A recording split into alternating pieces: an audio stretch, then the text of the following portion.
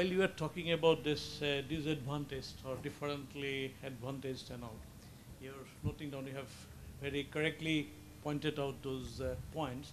But one thing I feel in our Indian context, maybe the geographically placed, in our diversifications, we have got places in Northeast where 4 months they will be underwater, or where they are in this mountain areas and that hilly areas. So our this, I think, this crowd schooling, how to take it to the our geographically disadvantaged locations. That is where exactly our, I think, government of India is also working on that line, that going to the interior, that is our difficult to reach places. And I think this technology is going to give a very good approach. This is just my comment. But in your list, the geographically disadvantaged is also one point may be included.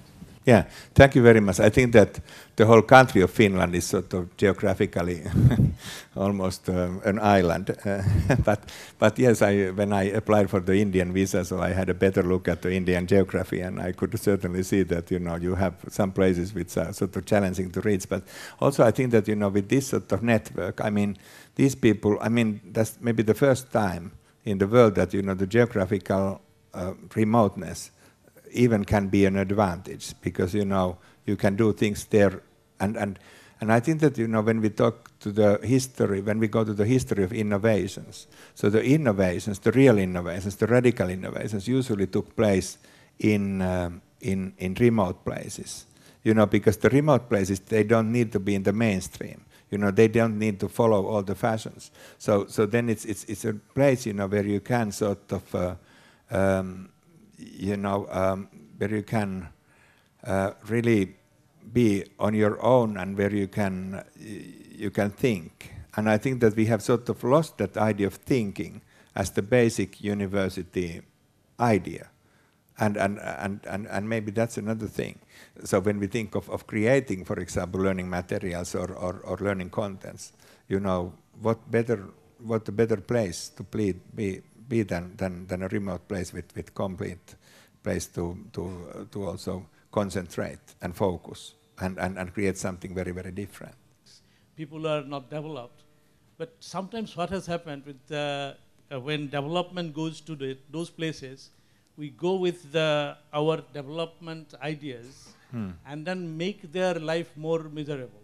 Yes. And that's what, say, where interior area, people were exactly they were happy with, they used to sing, they used to eat, they used to play, only they don't have that so-called modern facilities. But when we, in the name of industry or in the development, we make their exactly the total lifestyle different.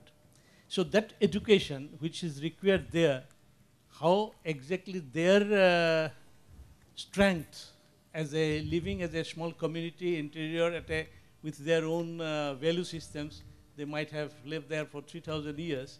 So getting their education systems also and conserving them, and then that is exactly not making them unhappy because of the development what we mean is going to them. And that's why that crowd schooling, if we want to do for them, that what type of things will be coming, I think maybe need to be talked. Yes. This is a very important note and comment.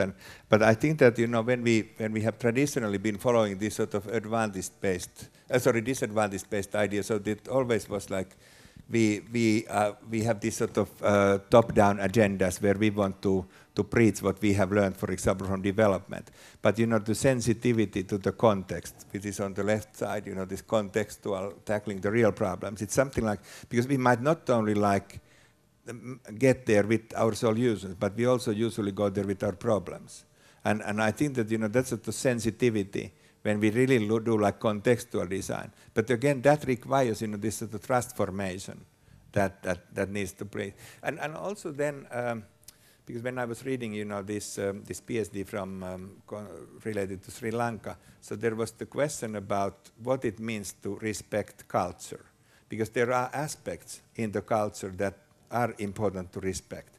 But in any culture, there are also things which do not deserve respect.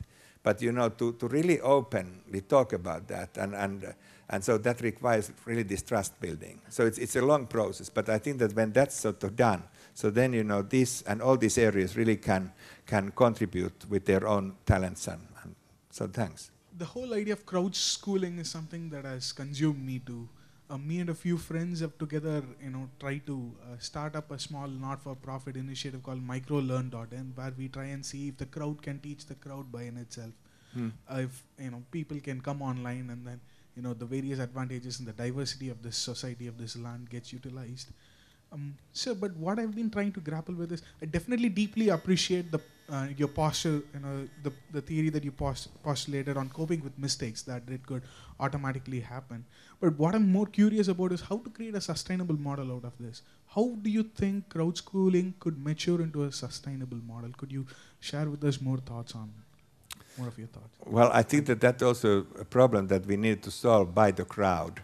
Of course, this is the easy answer for it, but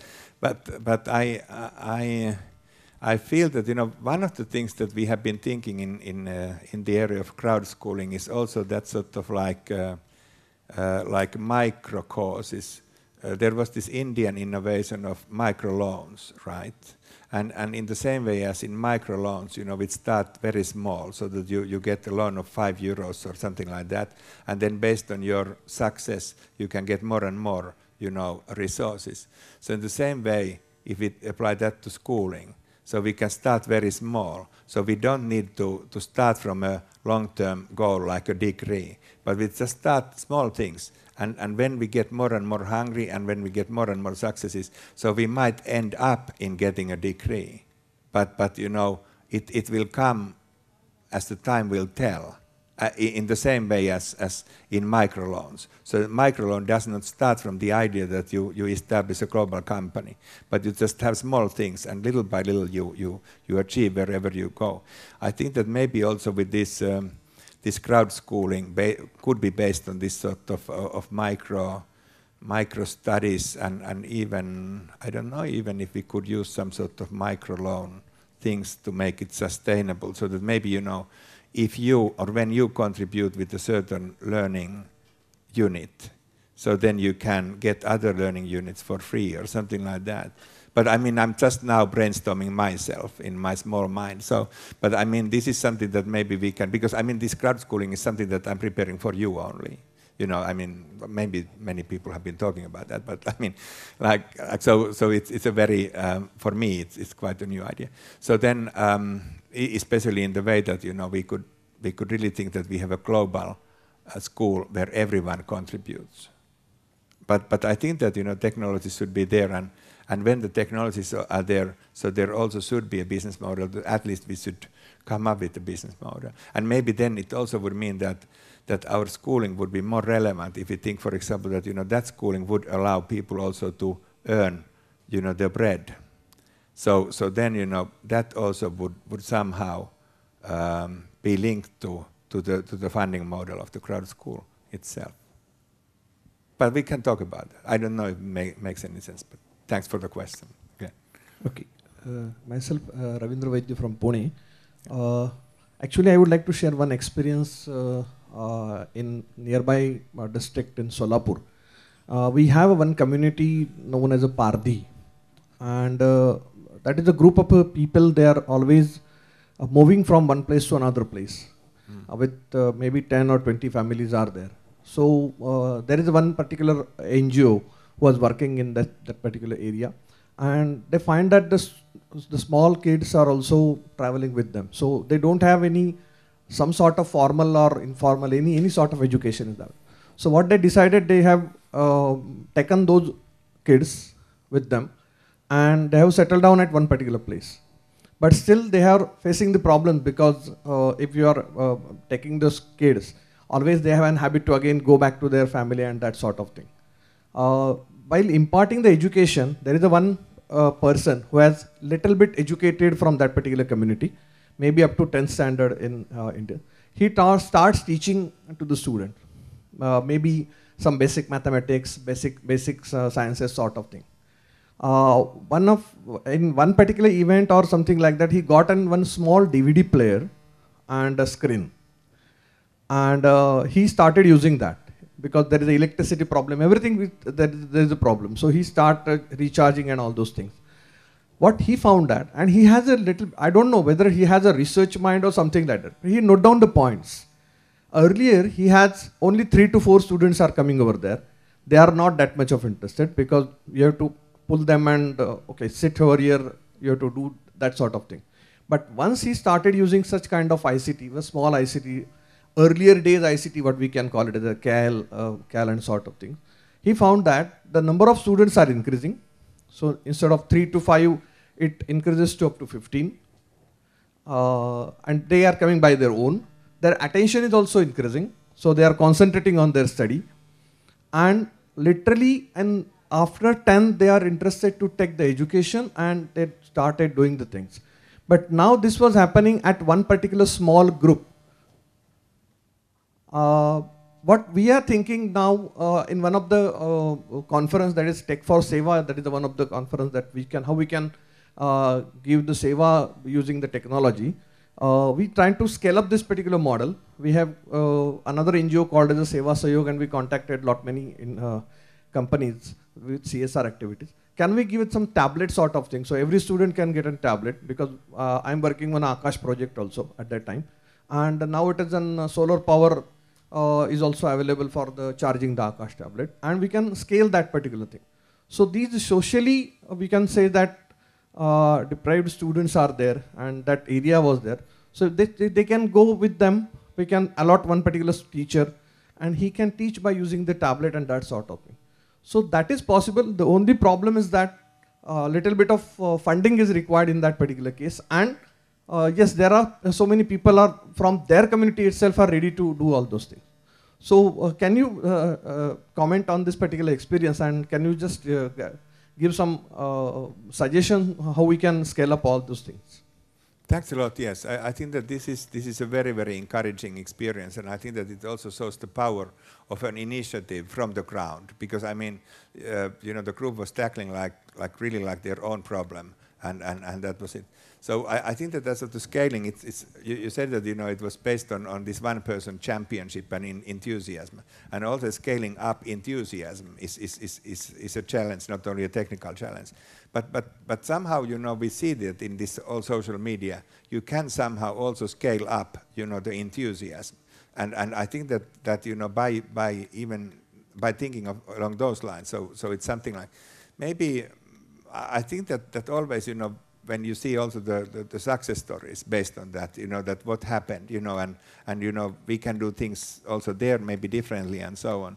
And maybe also scaling up, I think that it's very important anyway to keep in mind the contextualization, because again, like if it's based on one light there in that environment, so some people might be, other people need a little bit different colors, different lights, but you know, it's something I can't solve right now. But I think that it's maybe also that, you know, you can also say that, you know, the group themselves could take that as another challenge, because now they have anyway tackled the first challenge. So then they may, so to give out sort of like the challenge back, so that they could champion worldwide, because now they have this very small group, and apparently the small remote, as we heard, the remote, whether it's culturally like a lonely group or isolated group or geographically isolated. So then, you know, from these isolations you can get very fresh new ideas. Shivaya, I thought this was a good time to talk about one of the projects that Amrita is doing, directly guided by Amma. As you know, Amma has adopted more than 100 villages across India. And at 36 centers, we have education centers there where we hire a local teacher. They go through a teacher training. And we have exactly what you said, tablets. Tablets customized with our software. They work without internet. They work without electricity. That means simple things like learning to write uses character recognition algorithms that run with the low processing power of tablets. So this was really Amma's vision. She said that using technology, even children in rural India can learn. And this is used for much more than education. It's used for health awareness. It's used for adult literacy. And we've published some papers showing the success of this. We're also working, one hard thing we have is getting data analytics. Unlike computers and internet, a lot of things are done with paper and pen and on tablets. So that is one challenge we are trying to overcome today. Thank you for your informative and very extensive talk about your projects. The question I have is, can you please say something about the research angle that your PhD students work on these projects? And the reason I ask is, in my university, if a PhD student picks up a project like this, while the development and the social impact is high, the committee asks questions like what are the research objectives and what are the evaluation metrics and so on. So if you can maybe give you one example. Yeah. Now, for example, well, as I briefly said that, if we think of research in different schools, I think that especially in computer science, we don't much, I don't have the slide right now here, but we talk quite a lot about, quantitative results or this sort of post-positivistic approach to analyzing the results. While anyway, the kind of spirit of computer science is actually in design. Computer science actually is designing or digitizing, the processes. And I think that, when in computer science, so the clear emphasis actually should be more on design rather than evaluation. Because also when we think of evaluation, we might get very nice evaluation figures, but for example, what is really the benefit, after all, from these educational interventions? So it still remains quite hidden. So then what we have been working on is that, much of the research is methodologically following the idea of research design science, which means actually that it has this both global and global aspect. So the local aspect is actually how you can tackle and solve a given problem, where then of course you need to do like these traditional interviews and those sort of things to understand where the problem actually is. But that's just the local thing. And then the global thing is that how then your solution, how it can be interrelated or how it contributes to the general knowledge level that we have. So then you need to discuss with other related. It's a little bit like if you think of algorithm research, which is like a very recognized field in computer science. So in algorithm research you can and you should create new approaches all the time, but you then of course need to evaluate them. But I think that even there, the main emphasis is designing new algorithms, and the new algorithms of course always will be a kind of variations and combinations of existing environments. So this is more or less what I can say, from the research point of view. And I think in terms of educational technology, it is actually providing wonderful opportunity for computer science to also integrate social science aspects. And this has been an issue in computer science, that educational technology kind of falls into cracks of where it fits within that, and how do you create the research questions that computer scientists who are going to be on the committees can easily accept. So maybe there are, this opens another area of discussion, maybe because Erkki is here, who has done a lot of work in this area, being a hardcore computer scientist, we all can have discussion opportunity of what his students have created in terms of questions. And because there are lots of PhD that have already been completed. So how did they do, means including, for example, publications and communications of the ACM, so which is supposed to be a very hardcore computer science thing, and how they publish there, what kind of focus get them published there, something that maybe in informal discussions we can learn more from you. Yeah. So, yeah, one of the after dinner discussions could be, I know you are still planning for your tutorial, but let's say if you are available for after dinner discussion, that would help too. So okay. Yeah. No pressure, but. Yeah. Okay. So thank you very much, Dr. Erkki Sutinen. Thank you. One round of applause for him.